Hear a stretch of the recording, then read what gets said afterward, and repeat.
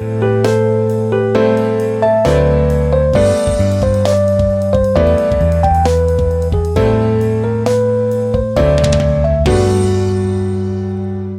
ये इंटैलीजेंस का टैसट नहीं होया, नलैकी का टैसट होया।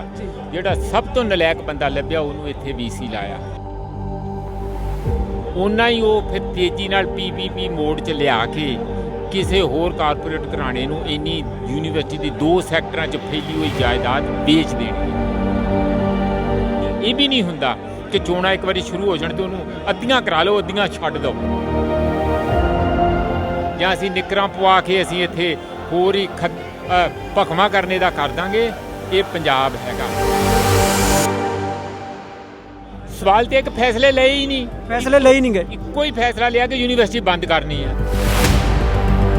ये यूनीवर्सिटी के घर आ, VC नूं घर दिता, उहदे जाके बड़ा सारा उत्ते आके तरशूल ला लिया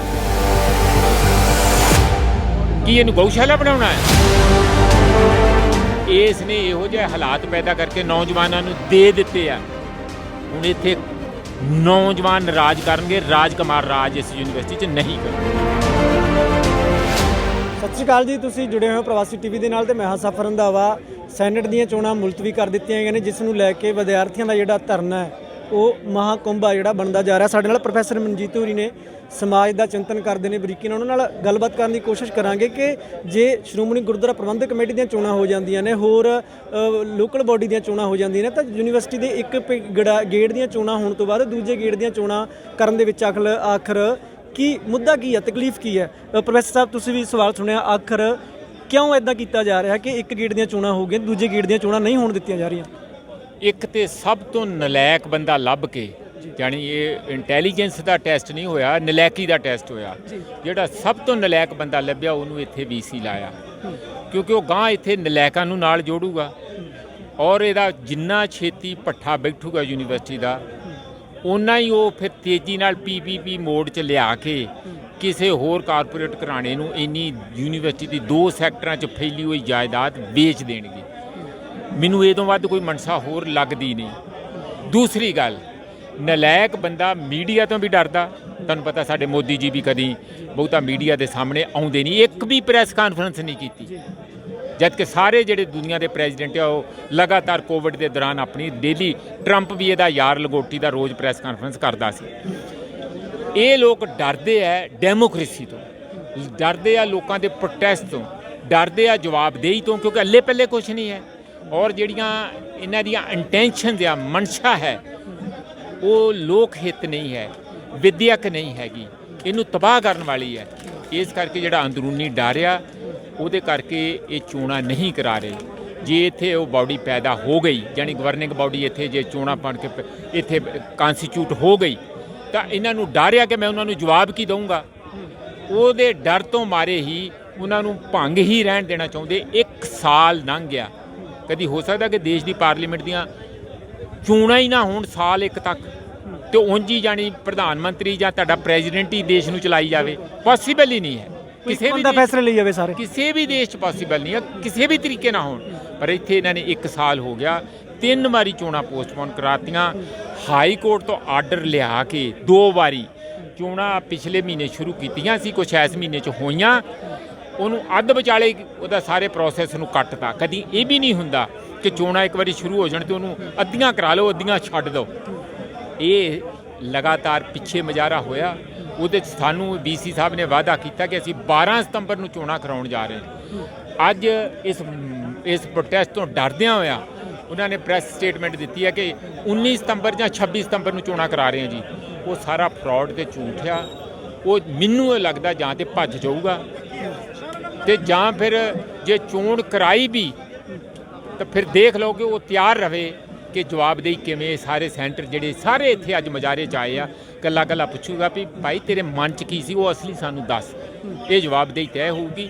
ਦੂਸਰੀ ਗੱਲ, ਜੇ ਇਹ VC ਤੇ BC ਦੇ ਗਾਂ ਜਿਹੜੇ ਉੱਪਰ ਆਕਾ ਹੈਗੇ ਆ ਬੈਠੇ, ਉਹਨਾਂ ਦੇ ਮਨ 'ਚ ਜੇ ਇਹ ਗੱਲ ਹੋਵੇ ਕਿ ਇਹ ਯੂਨੀਵਰਸਿਟੀ ਨੂੰ ਅਸੀਂ ਤਬਾਹ ਕਰ ਦਿਆਂਗੇ, ਜਿਵੇਂ ਜਵਾਹਰ ਲਾਲ ਨਹਿਰੂ ਯੂਨੀਵਰਸਿਟੀ ਦੇ ਗੇਟ ਤੇ ਟੈਂਕ ਲਾਉਣ ਦੀਆਂ ਗੱਲਾਂ ਕਰਦੇ ਸੀ, ਜਾਂ ਇੱਥੇ ਦੇ ਜਿਹੜੇ ਬੱਚਿਆਂ ਦੇ ਤਰਕਸ਼ੀਲਤਾ ਉਹਨੂੰ ਖਤਮ ਕਰਕੇ ਅਸੀਂ ਇੱਥੇ ਹੋਰ ਹੀ ਘੰਟੀਆਂ ਵਜਾਉਣ ਲਾ ਦਾਂਗੇ ਜਾਂ ਅਸੀਂ ਨਿੱਕਰਾਂ ਪਵਾ ਕੇ ਅਸੀਂ ਇੱਥੇ ਹੋਰ ਹੀ ਭਖਵਾਂ ਕਰਨੇ ਦਾ ਕਰ ਦਾਂਗੇ। ਇਹ ਪੰਜਾਬ ਹੈਗਾ, ਇੱਥੇ ਨਹੀਂ ਚੱਲਣਾ। ਜੇ ਇਹਦੀ ਮਨਸ਼ਾ ਇਹ ਹੈ ਤੇ ਚੁੱਪ ਕਰਕੇ ਇੱਜ਼ਤ ਬਚਾ ਕੇ ਇੱਥੋਂ ਚਲੇ ਜਾਏ, ਕਿਸੇ ਹੋਰ ਨੂੰ ਇੱਥੇ ਆਉਣ ਦੇਏ। ਨਹੀਂ ਤੇ ਇਹ ਜਿਹੜੀ ਸ਼ਕਤੀ ਇੱਥੇ ਏਡੀ ਵੱਡੀ ਪੈਦਾ ਹੋਈ ਹੈ, ਉਹ ਜਿਵੇਂ ਕਿਸਾਨਾਂ ਦੀ ਪੰਜਾਬ ਤੋਂ ਸ਼ਕਤੀ ਪੈਦਾ ਹੋ ਕੇ ਪੂਰੇ ਦੇਸ਼ 'ਚ ਫੈਲੀ ਹੈ, ਇਹ ਨੌਜਵਾਨਾਂ ਦੀ ਸ਼ਕਤੀ ਪੂਰੇ ਦੇਸ਼ ਦੀਆਂ ਯੂਨੀਵਰਸਿਟੀਆਂ 'ਚ ਫੈਲੂਗੀ। ਇਹ ਪੰਜਾਬ ਹੈ। ਮੈਂ ਅੱਜ ਇਹਨਾਂ ਦੇ ਤੇਵਰ ਦੇਖ ਲਏ ਆ। ਵੱਡੇ ਪੱਧਰ ਤੇ ਦੇਸ਼ ਦੇ ਅੰਦਰ ਇੱਕ ਨੌਜਵਾਨਾਂ ਦਾ ਇਨਕਲਾਬ ਇੰਡੀਆ ਦੀਆਂ ਬਰੂਹਾਂ ਤੇ ਖੜਾ ਹੋ ਜਾਊਗਾ ਜੇ ਇਹ ਆਪਣੇ ਤੌਰ ਤਰੀਕੇ ਨਾ ਸੁਧਾਰੇ। ਸੈਨੇਟ ਦੀ ਜਿਹੜੀ ਗਵਰਨਰ ਬੋਡੀ ਹੁੰਦੀ ਆ, ਉਹ ਯੂਨੀਵਰਸਿਟੀ ਦੇ ਕਿੱਦਾਂ ਦੇ ਜਿਹੜੇ ਫੈਸਲੇ ਨੇ ਲੈਂਦੀ ਆ। ਹਾਲਾਂਕਿ ਕਿਹਾ ਜਾਂਦਾ ਕਿ ਗਵਰਨਰ ਬੋਡੀ ਹੀ ਯੂਨੀਵਰਸਿਟੀ ਸਾਰੇ ਅਹਿਮ ਫੈਸਲੇ ਲੈਂਦੀ ਆ, ਸੈਨੇਟ ਯੂਨੀਵਰਸਿਟੀ ਨੂੰ ਚਲਾਉਂਦੀ ਆ। ਪਰ ਜੇ ਵੋਟਾਂ ਨਹੀਂ ਹੁੰਦੀਆਂ ਤਾਂ ਵੀਸੀ ਕੋਲ ਅਧਿਕਾਰ ਚਲਾ ਜਾਂਦਾ ਸਾਰੇ ਫੈਸਲੇ ਲੈਣ ਦਾ। 1 ਸਾਲ ਤੋਂ ਕੀ ਵੀਸੀ ਫੈਸਲੇ ਲੈ ਰਹੇ ਨੇ ਤੇ ਉਹਨਾਂ ਨੇ ਕਿਹੜੇ ਫੈਸਲੇ ਲਏ ਨੇ ਜਿਹੜੇ ਮਨਜ਼ੂਰ ਨਹੀਂ? ਸਵਾਲ ਤੇ ਇੱਕ ਫੈਸਲੇ ਲਏ ਹੀ ਨਹੀਂ, ਫੈਸਲੇ ਲਏ ਨਹੀਂ ਗਏ। ਇੱਕੋ ਹੀ ਫੈਸਲਾ ਲਿਆ ਕਿ ਯੂਨੀਵਰਸਿਟੀ ਬੰਦ ਕਰਨੀ ਹੈ ਤੇ 1.5 ਸਾਲ ਹੋ ਗਿਆ ਯੂਨੀਵਰਸਿਟੀ ਬੰਦ ਕੀਤੀ ਹੋਈ ਹੈ ਇੱਕ ਵਸਤੂ ਸ਼ਾਸਤਰ ਦੇ ਨਾਂ ਤੇ। ਬਿਲਕੁਲ ਇਸੇ ਕਰਕੇ ਆਉਂਦਿਆਂ ਸਭ ਤੋਂ ਪਹਿਲਾਂ ਸ਼ੁਭ ਕੰਮ ਇਹ ਵੀਸੀ ਸਾਹਿਬ ਨੇ ਕੀਤਾ। ਇਹ ਸੈਕੂਲਰ ਯੂਨੀਵਰਸਿਟੀ ਆ, ਇਹ 'ਚ ਯੂਨੀਵਰਸਿਟੀ ਦੇ ਘਰ ਆ, ਵੀਸੀ ਨੂੰ ਘਰ ਦਿੱਤਾ, ਉਹਦੇ ਜਾ ਕੇ ਵੱਡਾ ਸਾਰਾ ਉੱਤੇ ਆ ਕੇ ਤਰਸ਼ੂਲ ਲਾ ਲਿਆ। ਸਾਰੀ ਮੀਡੀਆ ਦੇ ਵਿੱਚ ਉਹਦੀਆਂ ਫੋਟੋਆਂ ਆਈਆਂ, ਫਿਰ ਵੀ ਨਹੀਂ ਲਾਇਆ। ਕੀ ਦੱਸਣਾ ਚਾਹੁੰਦੇ ਆ? ਕੀ ਇਹਨੂੰ ਗਊਸ਼ਾਲਾ ਬਣਾਉਣਾ ਹੈ? ਇਸ ਲਈ ਇਹ ਬਹੁਤ ਮਾੜੀ ਮਨਸ਼ਾ ਹੈਗੀ ਹੈ ਕਿ ਤੁਸੀਂ ਦੇਸ਼ ਦੇ ਵਿੱਚ ਜਿਹੜੀ ਲੋਕਾਂ ਦੀ ਤਰਕਸ਼ੀਲਤਾ ਆ, ਸਾਇੰਟੀਫਿਕ ਟੈਂਪਰ ਆ, ਉਹਨੂੰ ਤਬਾਹ ਕਰਨ ਦਾ ਤਹਈਆ ਕੀਤਾ। ਇਹ ਨੌਜਵਾਨ ਜਦੋਂ ਬਾਗੀ ਹੋ ਗਏ ਤਾਂ ਫਿਰ ਤੁਹਾਡੇ ਕੰਟਰੋਲ 'ਚ ਨਹੀਂ ਆਉਣਗੇ। ਜੇ ਤੁਸੀਂ ਇਹਨਾਂ ਨੂੰ ਅਨਪੜ੍ਹ ਰੱਖੋਗੇ, ਘਰਾਂ ਦੇ ਤੋੜ ਦਿਓਗੇ, ਹੋਸਟਲਾਂ 'ਚ ਨਹੀਂ ਰਹਿਣ ਦਿਓਗੇ, ਜਿਵੇਂ ਸਾਰੇ ਦੇ ਸਾਰੇ 17-18 ਹੋਸਟਲ ਆ ਬੰਦ ਕਰਕੇ ਰੱਖੇ ਹੋਏ ਆ, ਡਿਪਾਰਟਮੈਂਟ ਨਹੀਂ ਖੋਲੋਗੇ, ਤਾਂ ਫਿਰ ਇੱਕ ਚੀਜ਼ ਸਿੱਖ ਜਾਣੇ ਸਾਡੇ ਹਾਕਮ ਜਿਹੜੇ ਆ, ਜਾਣੀ ਅੱਖਾਂ ਖੋਲ੍ਹ ਕੇ ਸਮਝ ਲੈਣ ਕਿ ਜੋ ਅਫਗਾਨਿਸਤਾਨ 'ਚ ਅੱਜ ਹੋ ਰਿਹਾ ਇਹ ਭਾਰਤ ਵਿੱਚ ਵੀ ਹੋਊਗਾ। ਫਿਰ ਮਤ ਕਹਿਣਾ ਇਹ ਦੇਸ਼ ਇਕੱਠਾ ਰੱਖਣਾ ਬਹੁਤ ਮੁਸ਼ਕਲ ਹੋਊਗਾ। ਦੇਸ਼ ਖਾਨਾ ਜੰਗੀ ਵੱਲ ਧੱਕਿਆ ਜਾਊਗਾ। ਹਾਲਾਤ ਬੜੇ ਪਹਿਲਾਂ ਹੀ ਵਿਸਫੋਟਕ ਆ। ਇਹ ਕੰਧ ਤੇ ਲਿਖਿਆ ਪੜ੍ਹ ਲੈਣ। ਅਸੀਂ ਤੇ ਇਹਨਾਂ ਨੂੰ ਸਲਾਹ ਹੀ ਦੇ ਸਕਦੇ ਹਾਂ, ਮਰਜ਼ੀ ਇਹਨਾਂ ਦੀ ਹੈ। ਤੁਸੀਂ ਯੂਨੀਵਰਸਿਟੀਆਂ ਦੇ ਵਿੱਚ ਕਿਸੇ ਇੱਕ ਧਾਰਮਿਕ ਚੈਨਲ ਨੂੰ ਕਿਵੇਂ ਦੇਖਦੇ ਹੋ? ਹਾਲਾਂਕਿ ਸਾਰੇ ਧਰਮਾਂ ਦਾ ਅਸੀਂ ਸਤਿਕਾਰ ਕਰਦੇ ਹਾਂ, ਪਰ ਯੂਨੀਵਰਸਿਟੀ ਦੇ ਵਿੱਚ ਕੋਈ ਇੱਕ ਧਾਰਮਿਕ ਚੈਨਲ ਲਾ ਦੇਣਾ, ਜੇ ਉਹਦਾ ਤੁਸੀਂ ਵਿਰੋਧ ਕਰਦੇ ਹੋ, ਤੁਹਾਨੂੰ ਸਮਝ ਨਹੀਂ ਆਉਂਦਾ ਹੋਣਾ ਵੀ ਤੁਸੀਂ ਉਹਦਾ ਵਿਰੋਧ ਕਰੋ ਜਾਂ ਉਹਦੇ ਹੱਕ 'ਚ ਜਾਓ, ਜਿੱਥੇ ਸਾਰੇ ਵਰਗਾਂ ਦੇ ਲੋਕ ਆਉਂਦੇ ਹੋ। ਨਹੀਂ, ਕਿਸੇ ਦੀ ਪ੍ਰਾਈਵੇਟ ਕੋਠੀ ਹੈ ਤੇ ਭਾਵੇਂ ਉੱਥੇ ਜੋ ਮਰਜ਼ੀ ਲਾਵੇ, ਪਰ ਜਦੋਂ ਤੁਸੀਂ ਯੂਨੀਵਰਸਿਟੀ ਦੀ ਇੱਕ ਬਿਲਡਿੰਗ ਹੈਗੀ, ਉਹ ਤੁਹਾਨੂੰ ਰਹਿਣ ਲਈ ਦਿੱਤੀ ਗਈ ਹੈ, ਤੁਸੀਂ ਟੈਂਪਰੇਰੀ ਰਹਿਣਾ, ਤੁਸੀਂ ਉੱਤੇ ਪੱਕਾ ਜਾ ਕੇ ਕਿਵੇਂ ਕਰ ਸਕਦੇ? ਤੁਸੀਂ ਆਪਣੇ ਅੰਦਰ ਗਣੇਸ਼ ਜੀ ਦੀ ਪੂਜਾ ਕਰਨੀ ਪ੍ਰਾਈਵੇਟਲੀ ਕਰੋ, ਪਰ ਤੁਸੀਂ ਪਬਲਿਕਲੀ ਆਪਣੇ ਘਰ ਦਾ ਹੀ ਮੰਦਿਰ ਬਣਾ ਕੇ ਰੱਖ ਦਿਓ, ਭਾਵੇਂ ਜਾਂ ਗੁਰਦੁਆਰਾ ਕੋਈ ਵੀ। ਮੈਂ ਇੱਕ ਧਰਮ ਦੀ ਨਹੀਂ ਗੱਲ ਕਰਦਾ। ਇਹ ਅਤੀ ਇੱਕ ਕਿਸਮ ਦੀ ਪਾਰਸ਼ੈਲਿਟੀ ਹੈ, ਅਨਅਕੈਡਮਿਕ ਆ। ਇਹ ਕੋਈ ਪੜ੍ਹਿਆ ਲਿਖਿਆ ਵਾਲੀ ਗੱਲ ਨਹੀਂ। ਇਹ ਤੇ ਇੱਕ ਚੰਗੇ ਭਲੇ ਮਾਹੌਲ ਨੂੰ ਫਿਰਕਾ ਪ੍ਰਸਤੀ 'ਚ ਬਦਲਣ ਵਾਲੀ ਇੱਕ ਸੋਚੀ ਸਮਝੀ ਚਾਲ ਮੈਂ ਇਹਨੂੰ ਕਹੂੰਗਾ। ਔਰ ਮੇਰਾ ਖਿਆਲ ਹੈ ਕਿ ਇਹੋ ਜਿਹੀ ਜਿਹੜੀ ਪ੍ਰੀਮੀਅਰ ਯੂਨੀਵਰਸਿਟੀ ਆ, ਉਸ ਨੂੰ ਜੇ ਇਹੋ ਜਿਹੇ ਵੀਸੀ ਦਿੱਤੇ ਜਾਣਗੇ ਤਾਂ ਫਿਰ ਇਹ ਯੂਨੀਵਰਸਿਟੀ ਚੱਲ ਨਹੀਂ ਸਕਦੀ।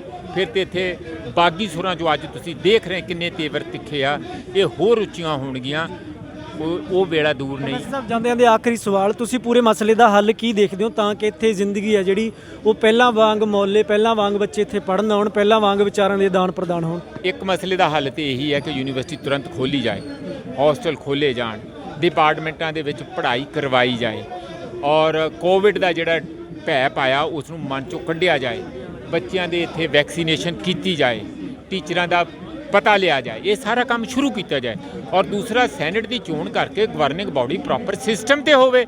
ਉਹ ਚੋਣ ਕਰਨਾ ਜਦੋਂ ਅੱਧੀ ਹੋ ਗਈ, ਬਾਕੀ ਦੀ ਅੱਧੀ ਵੀ ਕਰਵਾ ਦੇ।